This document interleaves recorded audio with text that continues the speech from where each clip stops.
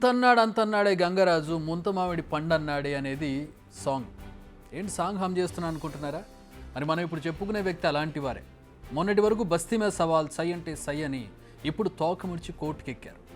మనం మాట్లాడేది ఇంకెవరి గురించో కాదు, మాజీ సీఎం బీఆర్ఎస్ అధినేత కేసీఆర్ గురించి. మేము కడిగిన ముత్యంలా బయటకు వస్తామన్నారు, ఏ విచారణకైనా సిద్ధమన్నారు, తొడలు కొట్టారు, సవాళ్లు విసిరారు. తీరా విద్యుత్ కొనుగోళ్లపై విచారణ కమిషన్ వేస్తే అన్యాయం అంటున్నారు, గుండెలు బాదుకుంటున్నారు. జస్టిస్ నరసింహారెడ్డి కమిషన్ విచారణకు పిలిస్తే ముఖం చాటేస్తున్నారు. ఏం చేయాలో అర్థం కాక ఏకంగా కమిషన్ చిత్తశుద్ధిని టార్గెట్ చేశారు. మొదట విచారణకు రాకుండా లేఖలతో వంకలు పెట్టారు, రివర్స్ అటాక్ చేశారు, వితండవాదానికి దిగారు. ఇన్ని చేసి ఇప్పుడు ఏకంగా కమిషన్ను రద్దు చేయమని ఏకంగా కోర్టు మెట్లెక్కారు. ఇది మొత్తం చూసిన తర్వాత ఎవరికైనా అర్థమయ్యేదేంటి? కేసీఆర్ భయపడ్డారు. ఇందులో ఎలాంటి డౌటు లేదు. కేసీఆర్కి ఇప్పుడు విచారణల భయం పట్టుకుంది. ఎస్, కేసీఆర్కు నిజంగానే భయం పట్టుకున్నట్టు కనిపిస్తోంది పరిస్థితి. ఎందుకంటే ఓవైపు చేజారుతున్న ఎమ్మెల్యేలు పార్టీపై పట్టు తగ్గిపోవడం, కాళేశ్వరం అక్రమాలపై విచారణ, విద్యుత్ అక్రమాలపై విచారణ, లిక్కర్ స్కామ్లో తీహారికి అంకితమైన బిడ్డ కవిత, ఎప్పుడు ఎవరు వెన్నుపోటు పొడుస్తాడో తెలియని కుటుంబ సభ్యులు, ట్విట్టర్లో తప్ప ప్రజల్లో కనిపించని కుమారుడు, చుట్టూ సమస్యలే, ఊబిలో కూరుకుపోతున్న ఫీలింగ్. ఇందులో కేసీఆర్ మొత్తంగా ఉక్కిరిబిక్కిరి అవుతున్నట్టు కనపడుతోంది. సామధాన భేద దండోపాయాలు, ఈ మాట మనం చాలాసార్లు వింటాం. వీటన్నింటినీ కేసీఆర్పై ప్రయోగించింది కాంగ్రెస్ పార్టీ. ఈ దెబ్బకు ప్రస్తుతం కేసీఆర్ అష్టదిగ్బంధనంలో చిక్కుకున్నారు. ప్రస్తుతం ఆయన విద్యుత్ విచారణ కమిషన్కు సంబంధించి కోర్టుకెక్కారు. ఛత్తీస్గఢ్ విద్యుత్ కొనుగోలుకు సంబంధించి తాము తీసుకున్న నిర్ణయాలు మంచివేనని, ఆ నిర్ణయాలపై విచారణ జరిపే హక్కు జస్టిస్ నరసింహారెడ్డి కమిషన్కు లేదని అంటున్నారు.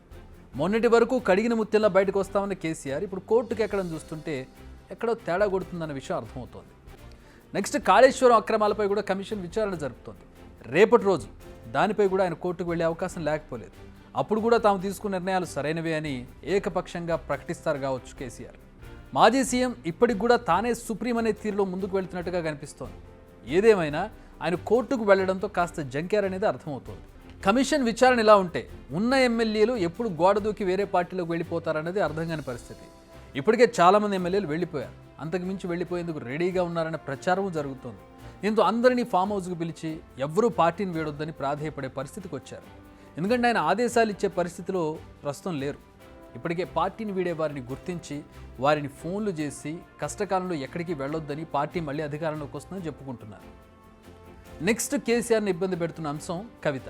ప్రస్తుతం లిక్కర్ కేసులో అరెస్ట్ అయి తీహార్ జైల్లో ఉన్నారు ఆవిడ. ఆమె బయటకు వచ్చే పరిస్థితి మాత్రం దగ్గరలో కనిపించడం లేదు. ఆమె బెయిల్ పిటిషన్లను వరుసగా తోసిపుచ్చుతోంది కోర్టు. ఈడీ కూడా బలంగా వ్యతిరేకిస్తోంది. సో కవిత ఇప్పట్లో బయటకు వచ్చే అవకాశం అయితే కనిపించడం లేదు. కూతురు అలా ఉంటే బయట ఉన్న కుమారుడి పరిస్థితి మరోలా ఉంది. పార్టీని కాపాడతాడని కేటీఆర్ పైన కొండంత ఆశలు పెట్టుకున్నారు కేటీఆర్. బట్ ఆయన కేవలం ఒకప్పటి ట్విట్టర్కి పరిమితం అయిపోయారు. ఎన్నికల తర్వాత కేటీఆర్ పర్ఫార్మెన్స్ ఎక్స్పెక్ట్ చేసిన లెవెల్లో లేదన్న అంతర్మాత్రం కేసీఆర్లో మొదలైనట్టు తెలుస్తోంది. ఇంటా బయట రాజకీయంగా, ఆర్థికంగా ఇలా అన్ని విషయాల్లో కేసీఆర్కు దెబ్బే.